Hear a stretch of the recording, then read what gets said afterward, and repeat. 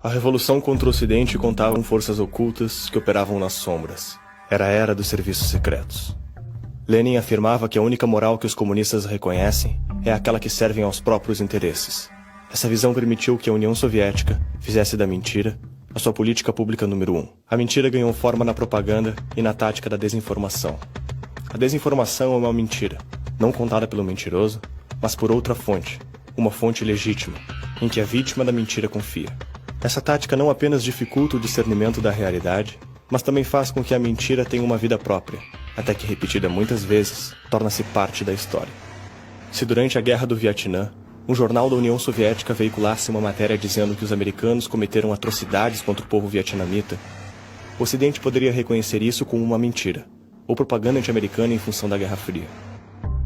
Já se um soldado americano contar a mesma história para um jornal do seu país, a credibilidade é muito maior.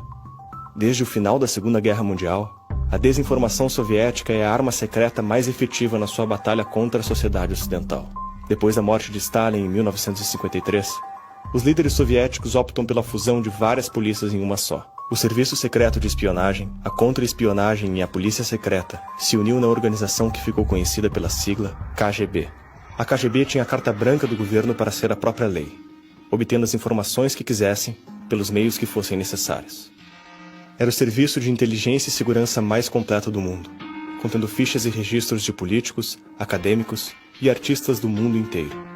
Elas tinham um domínio total sobre as biografias, as vidas, as atividades e evidentemente, as posições político-ideológicas de cada um dos integrantes dessa grande estrutura. Estes agentes também se dedicavam a influenciar a política, divulgando material pró-comunista, incitando a formação de guerrilhas, protestos e revoluções. Nas décadas seguintes, em quase todas as eleições dos 4 cantos do mundo, a União Soviética e a inteligência americana estariam envolvidos com partidos opostos. O sucessor de Stalin, Nikita Khrushchev, usa a KGB como frente de batalha na Guerra Fria. Khrushchev se torna um forte militante anti-americano. Em uma reunião da ONU, afirmou que ele iria enterrar os Estados Unidos.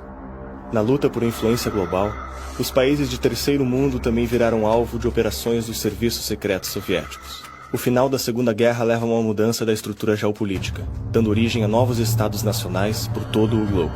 O mapa-mundi passa a ser o campo de batalha, onde americanos e soviéticos medem forças e buscam influência sobre o resto do mundo.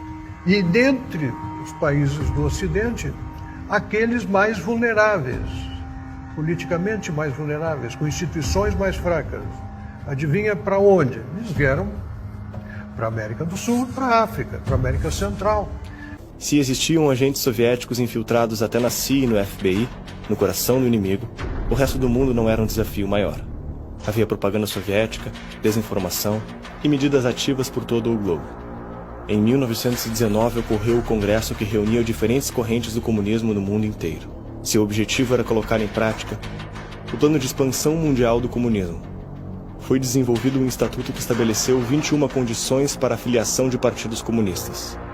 Nos anos seguintes, começaram a brotar pelo mundo diversos partidos que seguiam à risca essas condições, que incluíam o dever revolucionário de fazer propaganda legal e ilegal para promover agitação, o dever de levar a ideologia para dentro dos sindicatos e cooperativas para conduzir as massas operárias à revolução, financiar sem reservas todas as repúblicas soviéticas em sua luta contra os conservadores e acatar de forma obrigatória todas as decisões da Internacional Comunista.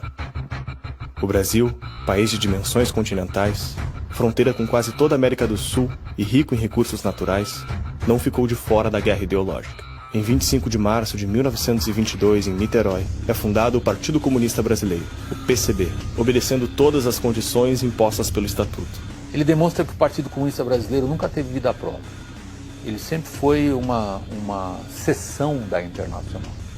E era assim mesmo que o movimento comunista internacional se entendia nas décadas de 20 e 30, como um movimento que instauraria o comunismo no planeta.